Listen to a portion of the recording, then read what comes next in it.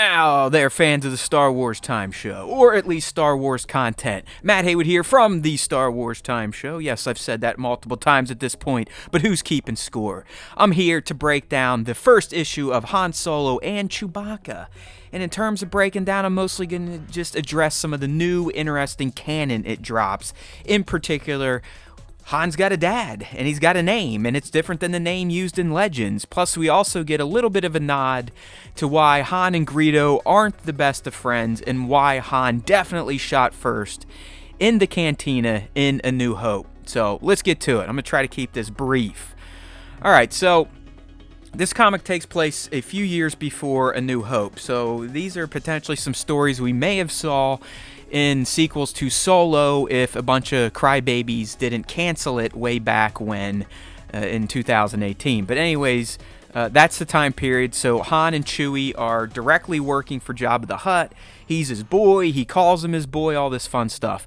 Anyways, he has a job he wants to send him out on that is going to pay him 500,000 credits.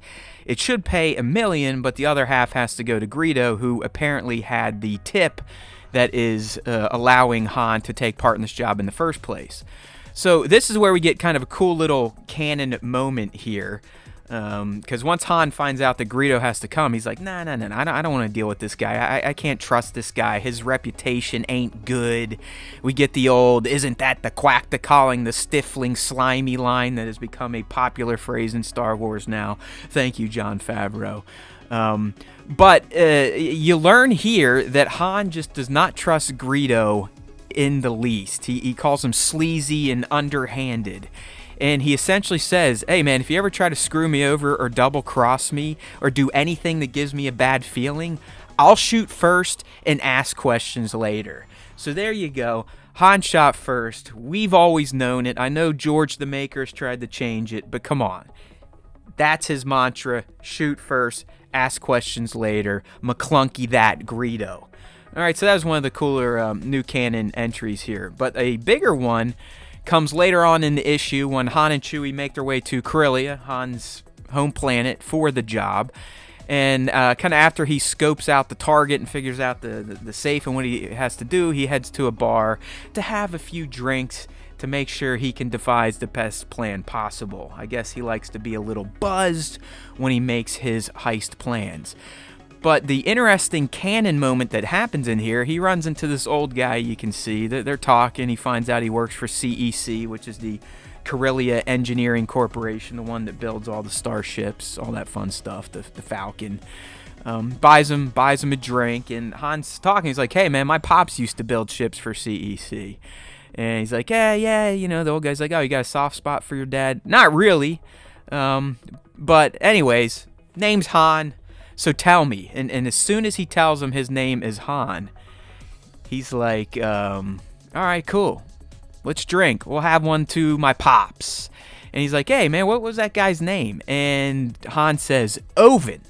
And the old guy goes, no, it can't be. And the final panel is, what? Han? That's my name.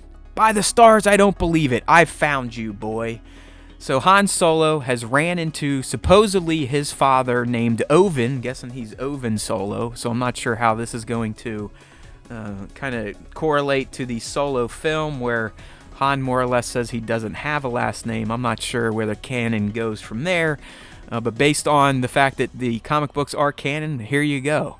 Han Solo's dad is back. It's no longer the name used in the Legend canon, which has now been kind of aborted by Disney. So kind of cool. Owen Solo meeting his son, giving him a hug.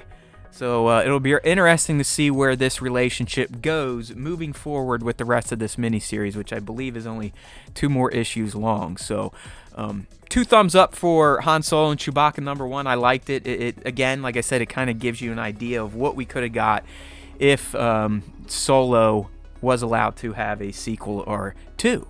So if you liked what you watch here, I try to do comic book recaps every now and then. Make sure to subscribe to the channel, turn on notifications, look down in that description section, and make sure to start clicking those links to subscribe to the podcast, the Star Wars Time Show.